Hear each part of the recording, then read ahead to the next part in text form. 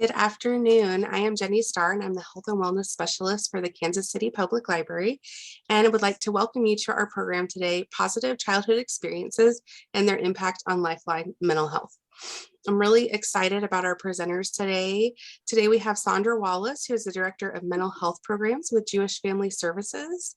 And we also have Barb Unell, who's the founder and director of the Raised with Love and Limits Foundation, and she's also an author. And her most recent book, her 17th book, is titled Discipline with Love and Limits, and she's right here in Kansas City area. So it's really cool to have a local author with us today. And this program's also in partnership with the Greater Kansas City Mental Health Coalition, which the library is a part of. And with that, I'm going to turn the time over to you folks. We did just talk about this. If you have questions, feel free to unmute and ask, or if you are more comfortable using the chat, I'll be keeping an eye on that and we'll make sure and get those questions asked. All right, take it away, Sandra. Okay, thanks, Jenny. Yeah, thank you for having us. And as Jenny mentioned, the Kansas City Public Library is one of the partners with the Greater Kansas City Mental Health Coalition. And the coalition is an organization made up of 30+ organizations around Kansas City that was established back in 2010 around mental health and suicide prevention. So we've done some programming over the last few years together, which has been great. And today, the program that we have is, as Jenny mentioned, the positive childhood experiences and the impact on mental health. We like to recognize also that this is Child Abuse Prevention Month.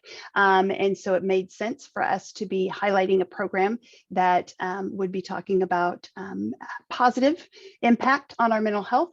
And just to give you all a little bit of background information, the coalition has, as I said, been working with suicide prevention, and we are really researching and studying more and more about the experiences that our 0 to 5-year-olds have, and what those experiences that impact later in life through the lifespan has on a human. So to really dig into this research, I was really fortunate to be connected with Barb from Raised with Love and Limits through JFS. And so she has been a huge partner and expert in this area of child development. And so thrilled that she was able to join us today and be, just as I said, a wonderful partner and expert on the coalition. So Barb, do you want to tell them a little bit about you, and then we'll kind of get started? Sure. Thank you. I feel the same way. Happy to be here, and happy to give this information that actually is so stunning and so exciting that we hope, always my hope for a presentation is that you leave the hour feeling up and uplifted and excited about the information and how it can empower you to be more healthy and help others be more healthy mentally and physically. So that's my wish for this hour. And our foundation, the Raised with Love and Limits Foundation, was begun about 6 years ago for this very purpose, to bring this information to the public who can so benefit from it. I'm a journalist at heart and an educator at heart, and so professionally, it's my great honor to partner with Sandra in doing this uplift, if you will, doing this wonderful job of giving this information that you might not otherwise have known. And Jenny, you're terrific to open your wave, whatever this is, the airwaves, I guess, or something, right? To allow us to impart this information. So thank you for that. Yeah. So as a coalition, a couple years ago, we really started looking at ways to bring some awareness and education and advocacy to the community regarding, as Barb said, the incredibly powerful, exciting, and encouraging news about our as adults, our health, and how that health has been impacted from our previous experiences. So when we think about mental health for our adults, as a 50-year-old, we think about our mental health for our young adults who are in that 20 to 35 range. And then we go down to high school. We're going all the way upstream, is a social work term, if you will, to a space of our 0 to 5-year-olds. And the research is very, very clear and very powerful in telling us, again, that those experiences between 0 and 5 have a lifelong lasting impact. It literally changes our DNA. And if I'm full transparency, Barb has been doing this child development work for several years. I got involved just probably in the last 10 or 15 years, and it is a game changer, right? It does change the way I should say, operate. And so the work that we've been doing with the coalition is all anchored, if you will, in this quote, that safe, stable, nurturing relationships between adults and children is the number one way, just again, number one, absolute greatest impact to reduce the risk of lifelong mental, physical, and behavioral health problems. Right. And that piece of information, you say, okay, well, we always knew, right, that these relationships were important, et cetera, et cetera.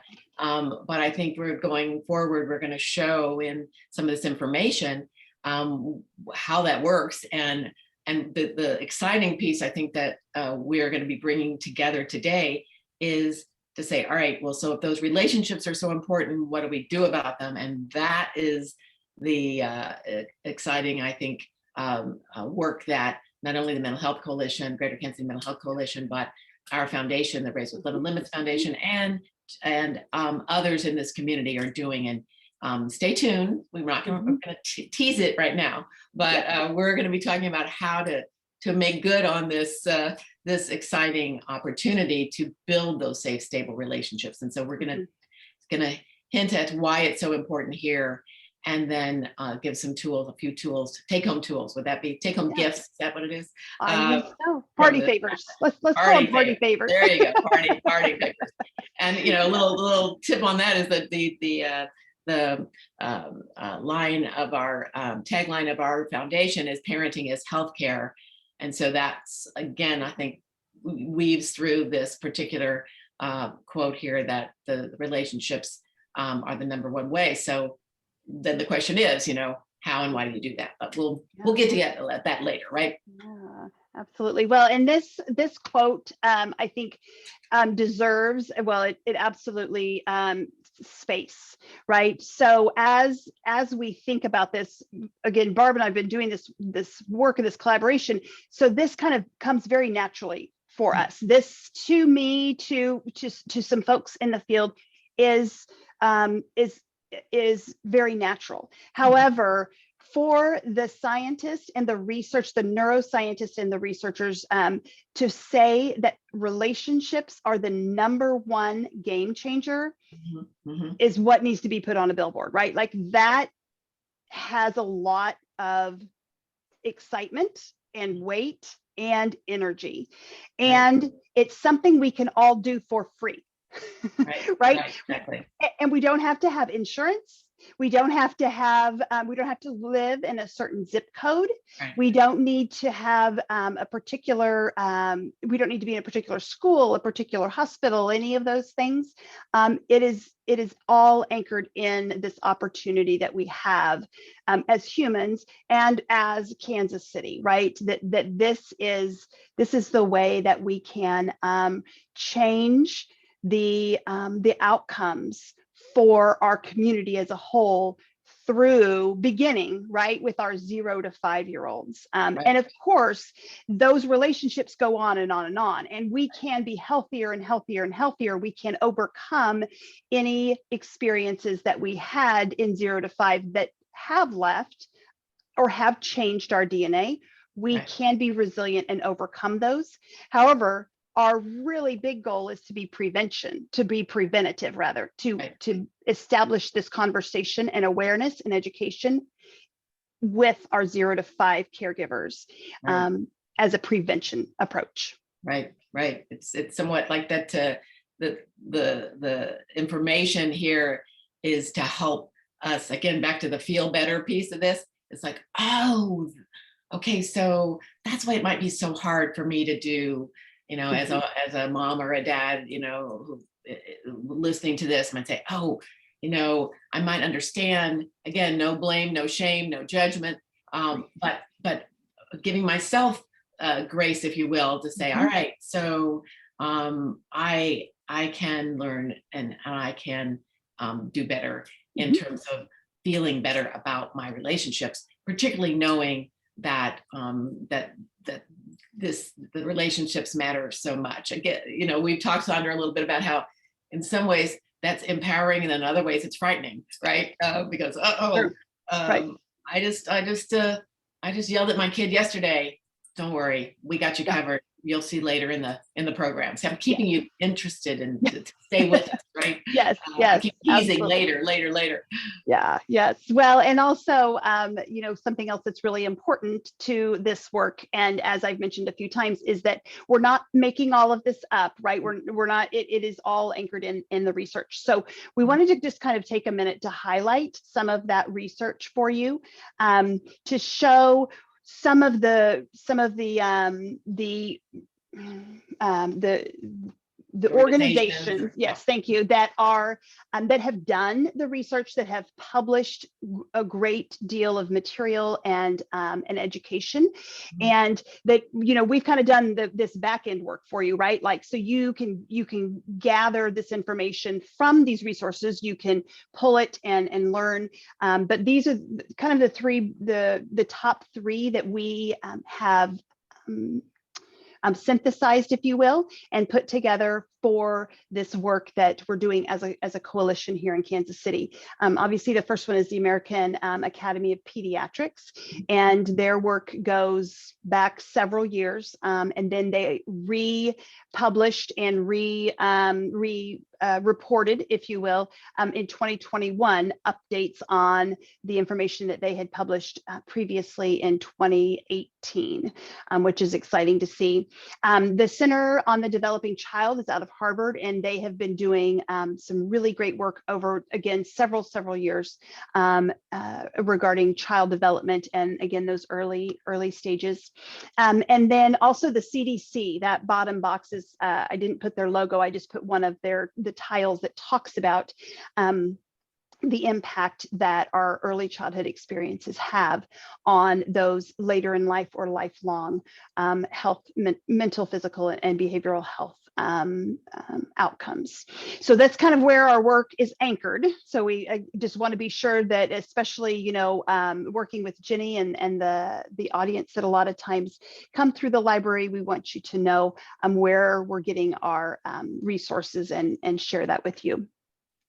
Did you want to say anything? Yeah, let me go back there. One piece on the Center of the Developing Child. I think it's also interesting to think about in terms of these relationships. You're like, okay, well, relationships, again, we know it's important to feel close to your child, or if you're a grandparent, or you're an aunt, or you're a neighbor, or whoever it is. And the center, I thought one of the most interesting pieces of data from the Center on the Developing Child at Harvard.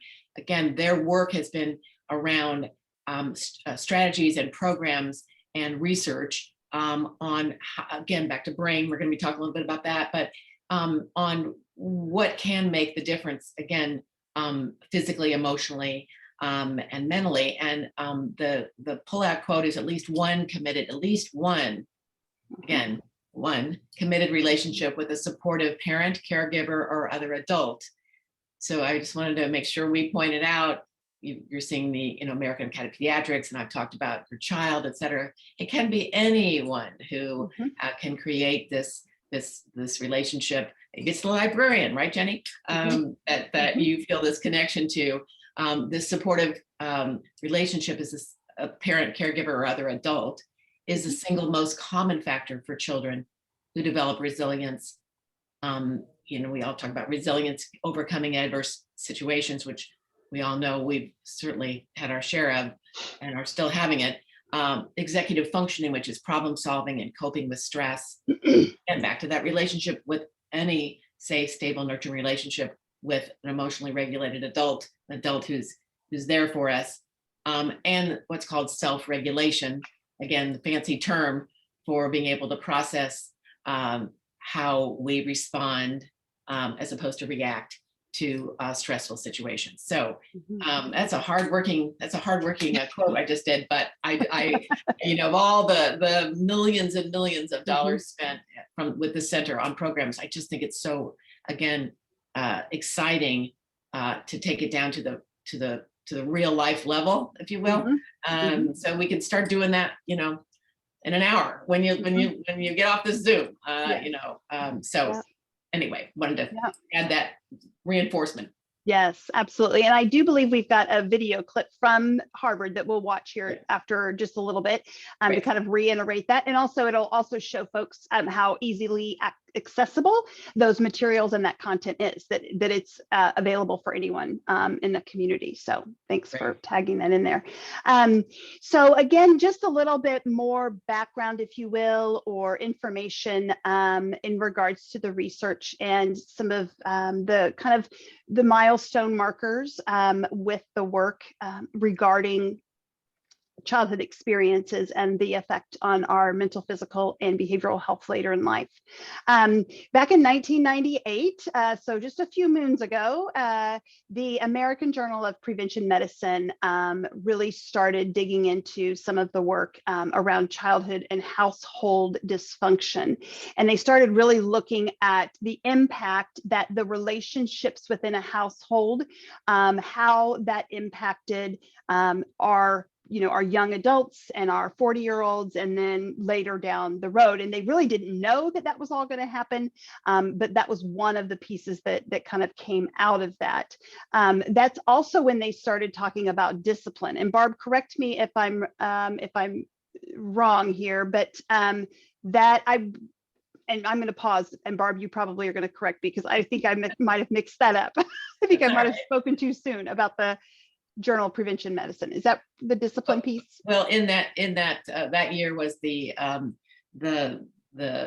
launch of the Adverse Childhood Experiences Study, which was the largest study of its kind, with 17,000 middle and upper middle class adults. The CDC, the Center for Disease Control and Prevention, and Kaiser Permanente did a very large study, again, the largest of its kind, with folks who were taking a survey called the Adverse Childhood Experiences Study, ACE study, to see to rate their experiences in their childhood. And the data on that and the research on that, we're happy to give a link to later in the program. But the outcome of that was this stunning piece of information that Sandra, you started to that even surprised the researchers as to the link between and among, and I think we have some data coming up on that. So that was the initial year that started, and then that study has been replicated over 100 times throughout the country and really all over the world, but also with the CDC doing a very large study with over 150,000 individuals just a few years ago. So we have lots of data to support this. And what we're excited about is lots of tools to then say, well, all right, it's so important to do that. Right. And I never got that information, either I'm in adulthood or as a child, then how do I, it's like anything, if you know better, you do better. So that's what we're all about. Yeah. And thank you, Barb, for helping with that. I was not doing that justice by any means. One of the things that I do find so interesting with that study was that it was with folks that were insured, that were middle class. It was not any demographic that was had any barriers. And so they probably had some barriers, I shouldn't say that, but limited barriers for healthcare, for insurance, for access.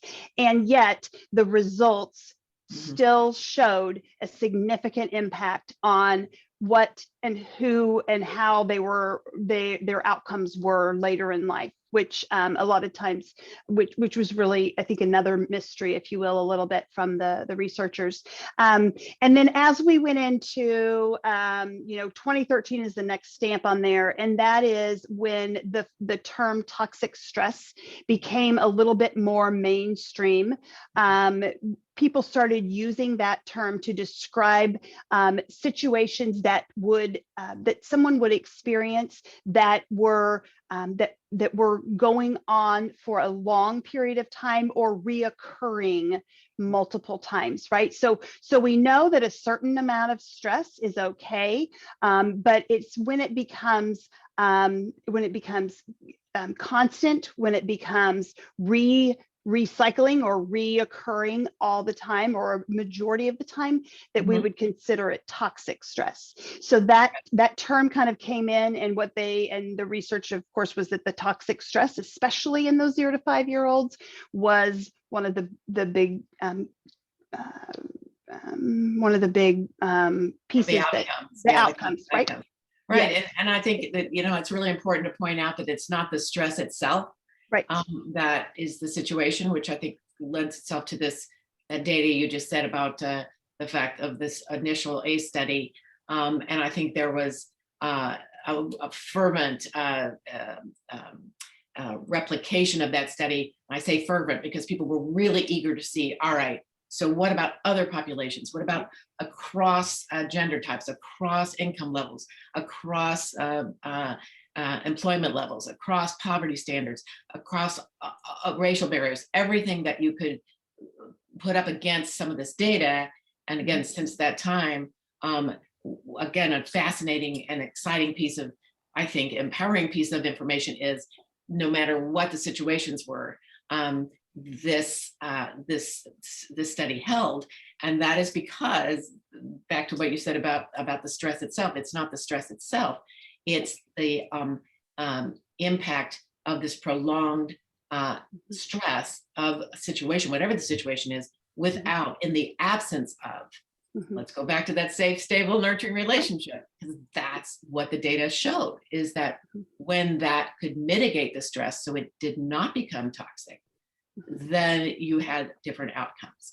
And that, I think, is such an empowering piece of information, back to the data, because you say, well, how can I possibly take out all the stress in my neighbor's kid or my grandkid or my, my niece or my nephew, whoever it is, life.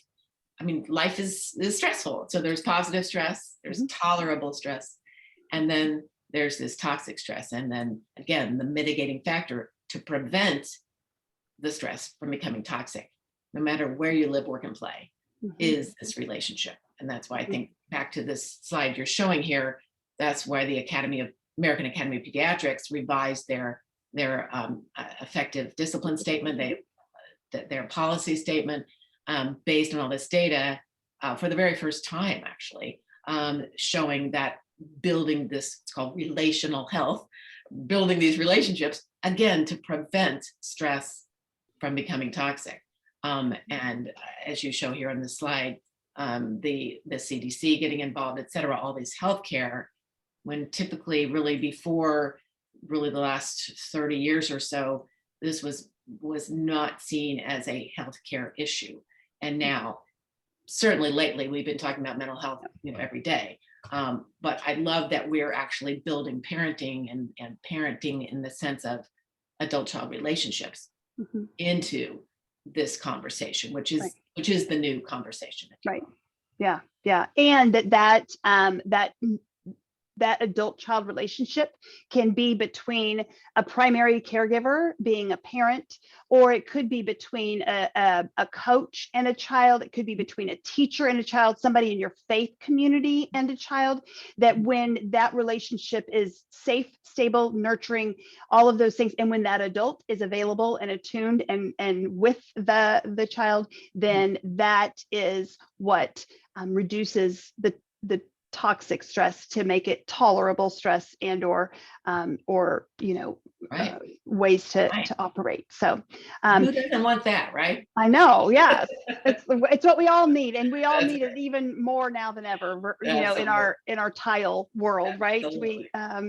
So to kind of just continue that 2019 information we wanted to share, and we'll kind of buzz through this, but this just illustrates that this is the CDC's infographic, if you will, around how preventing adverse childhood experiences, so the childhood experiences that create the toxic stress, how reducing those adverse experiences, how that impacts adult outcomes. So it can reduce depression by up to 21 million. I'm circling over here on my screen, up to 21 million. It can reduce up to 1.9 cases of heart disease, 2.5 cases of overweight and obesity. And we're seeing that more and more, especially over these last couple of years with our youth, especially,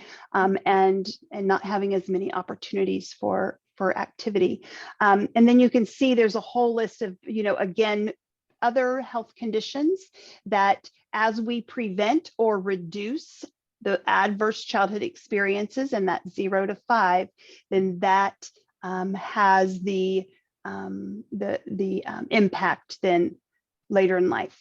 What we've also seen, as we know, especially over the last few years with healthy risk behaviors, again, this is preventing ACEs can help reduce these risk behaviors, as far as smoking by 33% and drinking by 24%, which we've heard and know in the news that especially drinking and other drugs and so forth has honestly had an uptick in the last couple of years. Also, when we talk about how understanding this and sharing the information with our community, how that also impacts the community as a whole, these last ones of the socioeconomic impacts or challenges really show us as a community what it can help do as well by reducing them, by reducing unemployment by 15%, reducing less than a high school degree, and reducing the idea of not having any health insurance. So that's kind of that next layer of where that can and has shown to impact at the community level.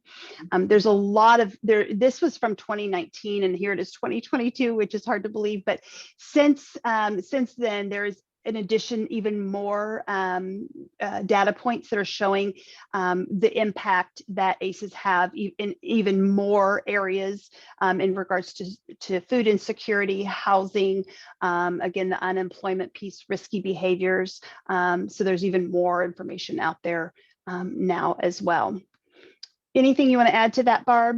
Well, I just might add in terms of if maybe folks are wondering, well, what is an ACE or what is an adverse childhood experience? What are these numbers that we're talking about that have such again, if we can decrease the stress from these experiences and mitigate them so they don't become toxic, but what are these experiences? And I think it's interesting to note that the questionnaire measured 10 types of traumatic experiences in childhood, such as emotional and physical neglect, but even something that you might not think of, just feeling unloved, the child feeling unloved, or again, someone in the household with depression or mental illness. And we've seen such an uptick again in those experiences because of what's been happening, in our world in the past, particularly 2 years or so. And so back to this, I keep talking about about the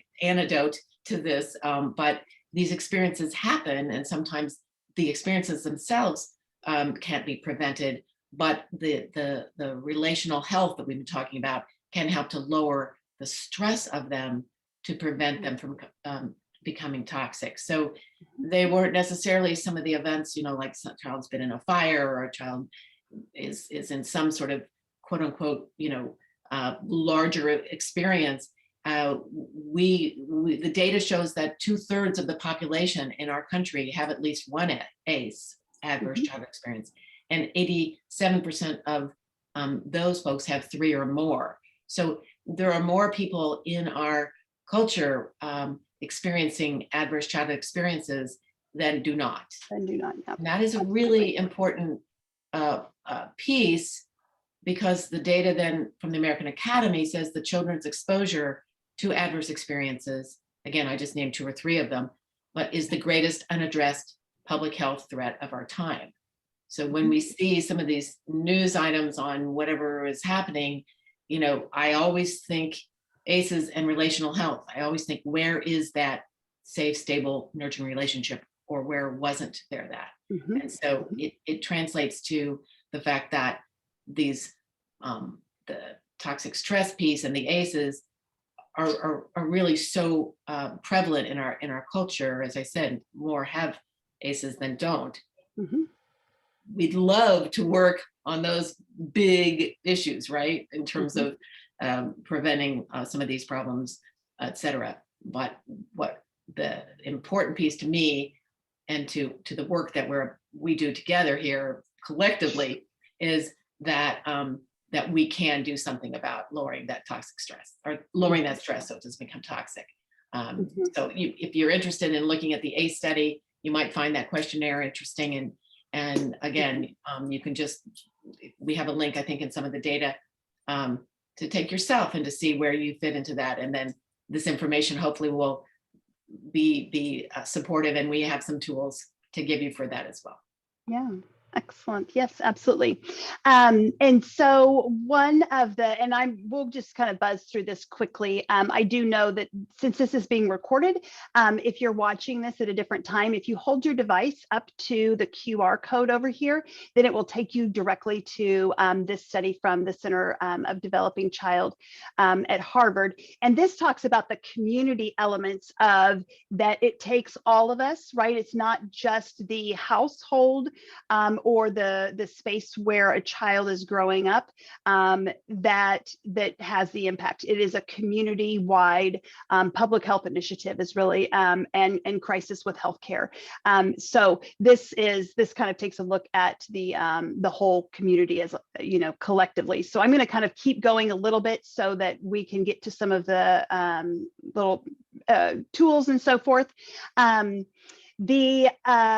Another resource that we have that is very, very easy to follow and to understand is the one that's on the screen. Again, you can use your device to click on the QR code or go to the website down here.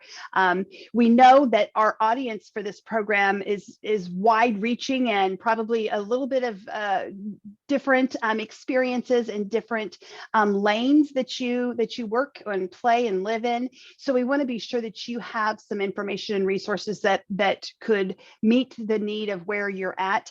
This one has a lot of graphics. It has a lot of real short little 50-second videos. So it might be a good choice for you as well if you want to kind of dig into more of that. Barb, do you want me to go to the Center for Harvard video real quick, Sure. or do we want to? Do we have time for that, or do you want to go into tools? Think we're okay? Okay, I'm gonna stop sharing so that I can transition to this other. Okay, I was like, I had it right here on my screen. Where did it go? Okay, let me go. Just do a full screen for this, and I'm gonna start sharing again. I believe right here, and my sound is on. So fingers crossed, right? I'm hoping, I do have my headphones on. So is it coming through? Yeah.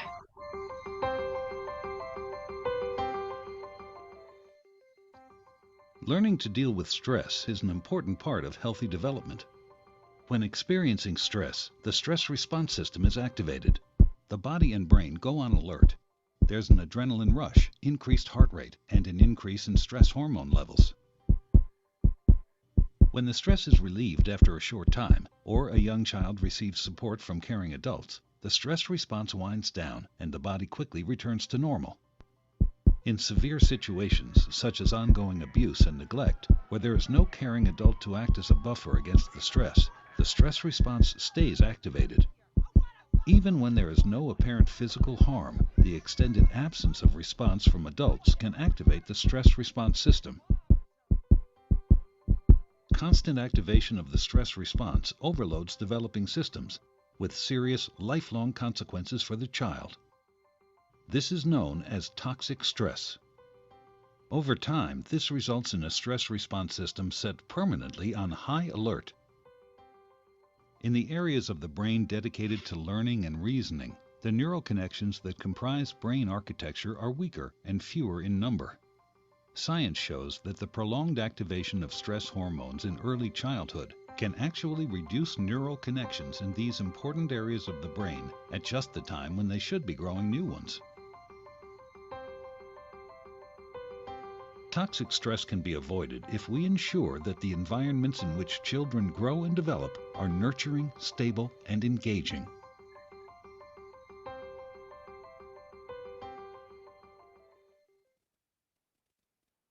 Okay, so that was just kind of a quick snapshot of what we were referring to Great. over the last few minutes around toxic stress. So just kind of wanted to put a little bit more context there for you. And so where we're headed now for the next 20 minutes or so is we really want to kind of dig into some strategies, some things that you all can do, as well as just kind of some examples or situations that maybe you may have experienced or that you are aware of. So we're going to kind of just start, if you will, again, circling. Should we pause there, Barb? I don't know that we've had any questions. Jenny, have we had any questions? I haven't seen anything in the chat, but Not so far, but Okay. I have a question if you yeah. don't mind. So we talk a lot, you're talking about age 0 to 5 here. And so what if you've got a 6-year-old or a 16-year-old? Mhm. Is there any kind of research to back up that these things will continue to, reduce risk for kiddos as they get older? Mhm. Do you want to take that, Barb? Sure, I'll start. Yes, I'm so glad you mentioned this, and it's really important to clarify. So thank you for that. Yeah, I think the study. Let's first clarify in terms of the study. Was with up to 18 years of age. So they were talking about childhood, throughout childhood. So it wasn't necessarily the birth to 5. The category childhood. Did you have these adverse experiences anytime in childhood? That's what they called it, and that's the numbers, I should say. The really digging a little bit deeper into that. Why are we talking 0 to 5, or what's so exciting about 0 to 5? Back to big aha news and big important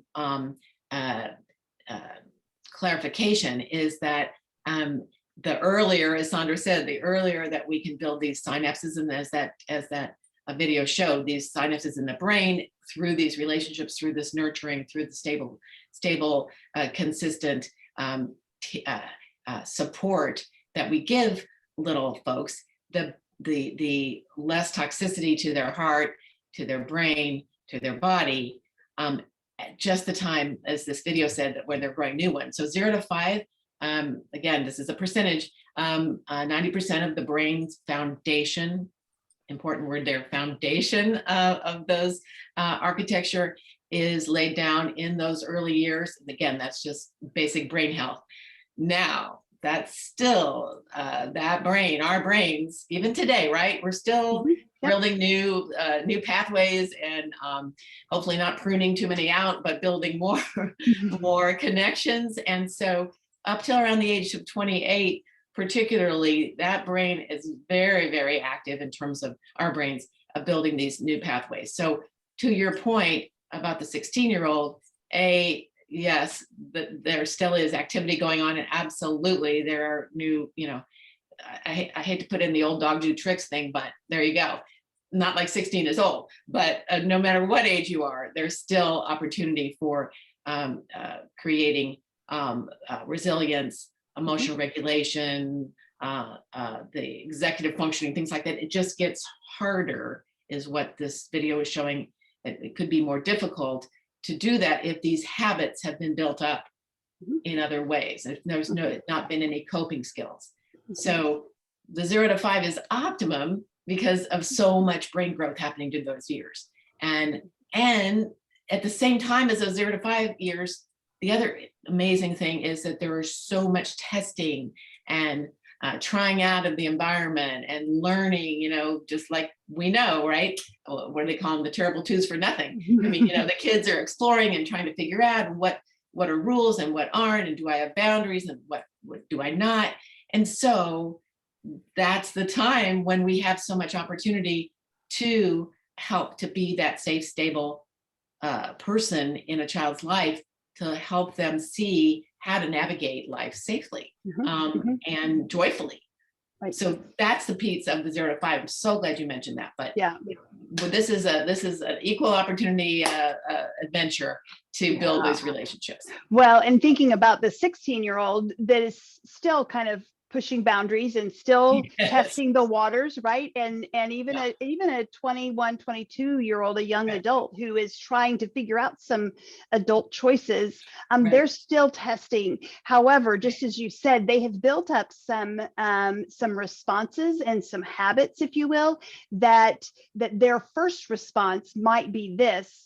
However, they can, and we do, like as a 50-year-old, I still do learn how to respond differently with different situations, or how to handle emotions in a different way than I did when I was 40 even, right? So yes, and the growth, just as we know, just continues and continues.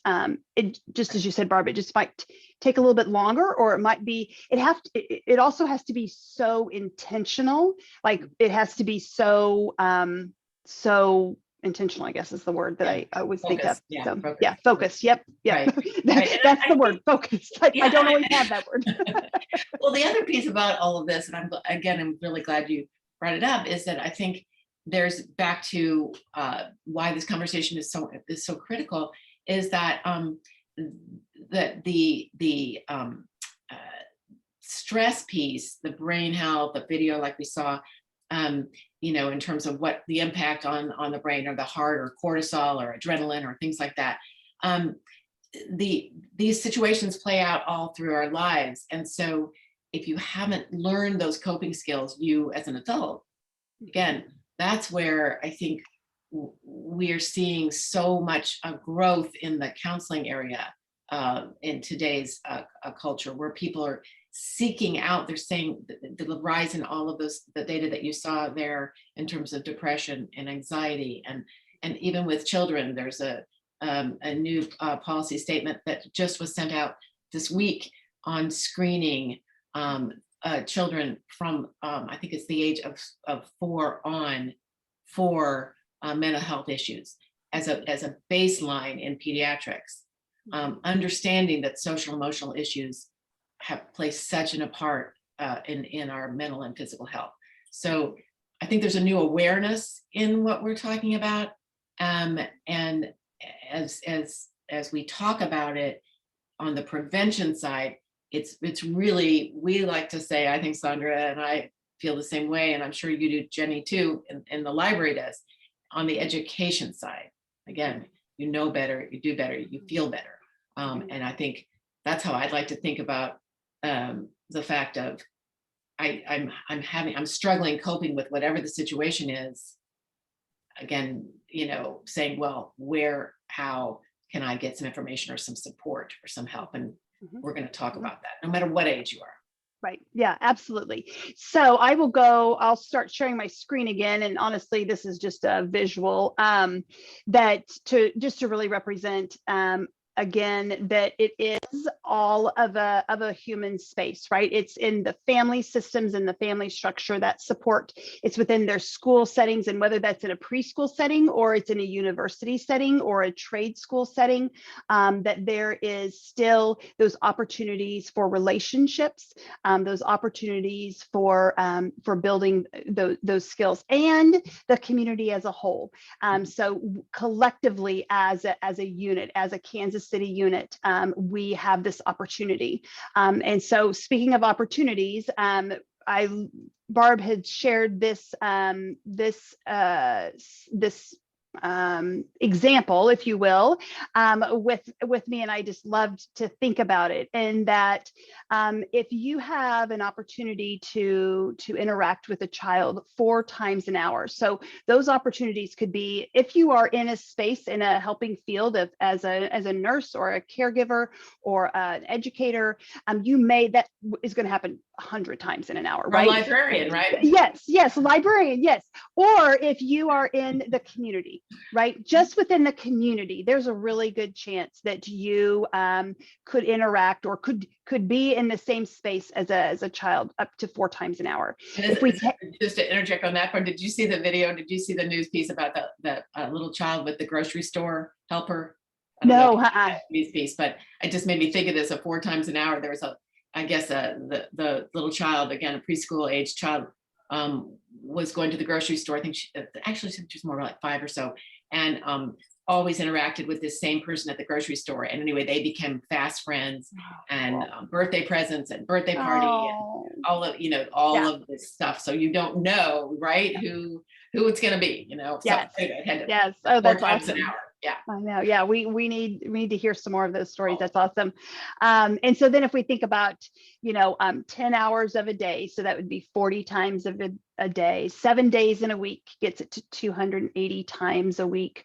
4 weeks in a month, so 11, 20 of a month, and then 12 months in the year. So within a year, there's really kind of, around about 13,000 plus opportunities for a positive experience with a child. And then if we think about that up to age 10, then we land in this 130,000 times, right? Which is really powerful to think about what kind of impact the positive experiences can have on our youth. And again, youth to 10 in this example, but even further down the road. So that's kind of a perspective, if you will, as to how many opportunities we potentially could have. And so what do those experiences look like? And what if one of the experiences isn't going well? Just like you said at the beginning, Barb, okay, I hollered at my kid yesterday, I'm real, I'm a parent, all those things. And that is one moment in time, right? But I'm so grateful for the tool that the Raised with Love and Limits Foundation has developed. And I'd love for you to kind of share with our audience what that's all about and let you take the lead. Sure, thank you. Yes, as I think we started out talking about that personally, I've been committed to and thinking about and hoping to make a contribution to, and so grateful to have done this work for decades now. But in the last decade, my colleagues and I, particularly my co-author Jerry Wyckoff and others in this community, started looking at some of this data that we were talking about, and we realized that we wanted to create a tool for us to be able to put front and center access to what we call the prescriptions, to help know what to do and what not to do in terms of building these positive relationships and knowing these universal experiences of childhood. Again, kids doing behaviors that are normal parts of child development, understanding, they're gonna 2-year-olds want to say no, and 10-year-olds don't want to follow directions, and 6-year-olds don't like to turn off the cartoons or whatever. I mean, there's hundreds of them. So we created a tool called Behavior Checker with a partner. DEG was amazing to partner with us to develop an online tool. And that, I believe, is access to that tool through that slide. If you hold your phone up to it, you can see that Jewish Family Services, it takes you to the behavior checker tool. So imagine the fun, right? Of see, I told you you're gonna feel better by the end of this, right? Of saying, all right, so what do I do when X happens? And just as in your, trying to Google something and you get 5,000 responses on what to do about a tantrum, right here is, this is the American Academy of Pediatrics supported strategies to, again, build these positive relationships, to create a sense of understanding about love and limits. And so you can see the tool right here, the site right here called Behavior Checker. And if you scroll down a little bit on the site, you'll see that you can either put in whatever behavior you're thinking about. As I said, there's over 150 of them. And then like magic, out will come the quote unquote prescription of ideas and strategies of what to do and not to do. So again, doesn't follow directions. This is a great one. We follow these three steps. And what's so exciting about the testing and the research on this tool, the use of the tool in various settings across the country, is we wanted it to have a tool to be available for the professionals who help to guide and support, as we talked about before. If you feel like you're struggling and you just feel so alone, you don't know really what to do in terms of your own your own behavior, your own need for support. This tool is then available on the professional side as well as you at home. So we can talk further about this, or you have questions, I'd be happy to answer them. Most importantly is it should not be hidden information. Access, right, Sandra? Yes. And so the tool is one of a kind. We've been honored and pleased to be supported, as we said, by good research, as well as so many organizations around the country that validated the fact that that these strategies and this tool, Behavior Checker, has not only this tool right here where you can put in the behaviors, but also developmental guidelines and all kinds of good stuff in this site, and help to mitigate that stress so it doesn't become toxic.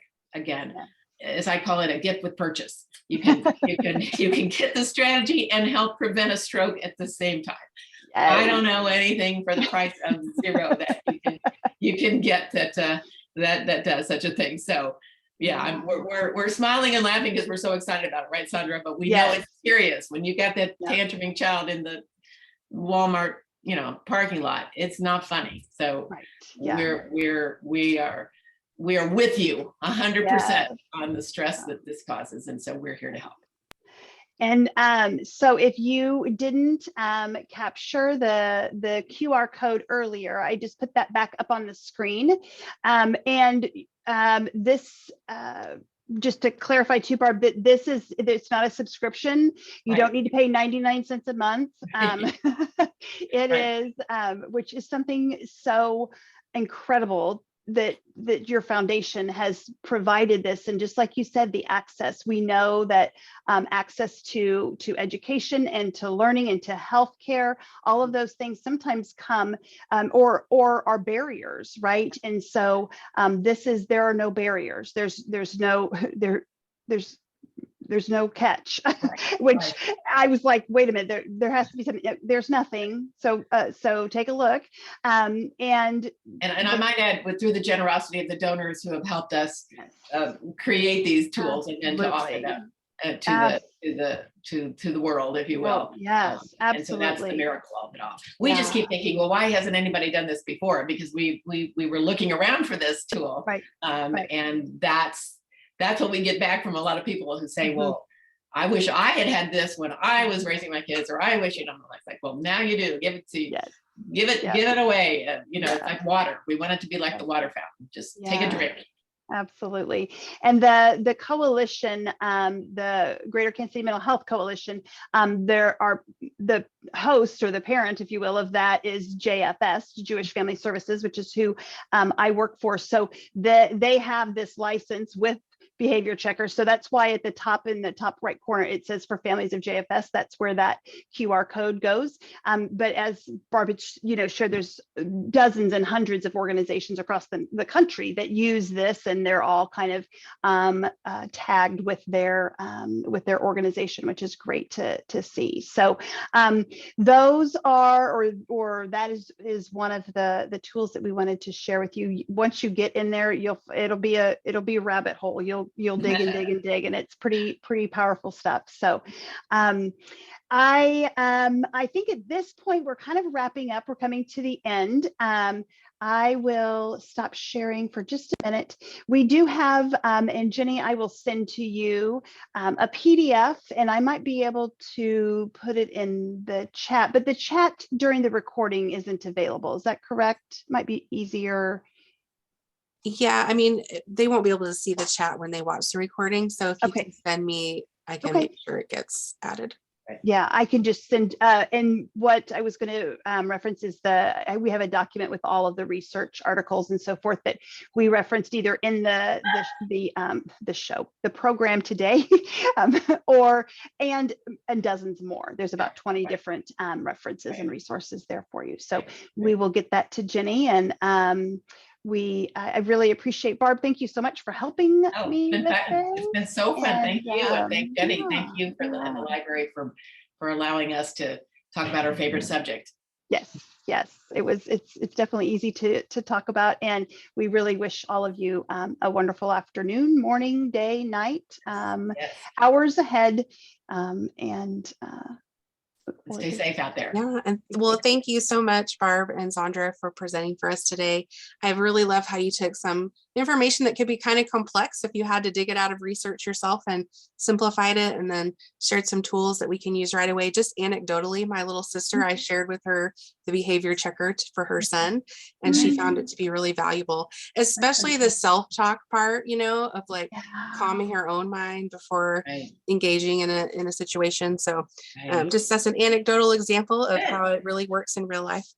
So it's an unpaid that's right. It is unpaid endorsement. So well, if there aren't any more questions, we'll wish you a wonderful afternoon. If you do have questions, feel free to pop them in the chat or ask. Thank you. Thanks so much. Thanks for being with us. Yes, thank you.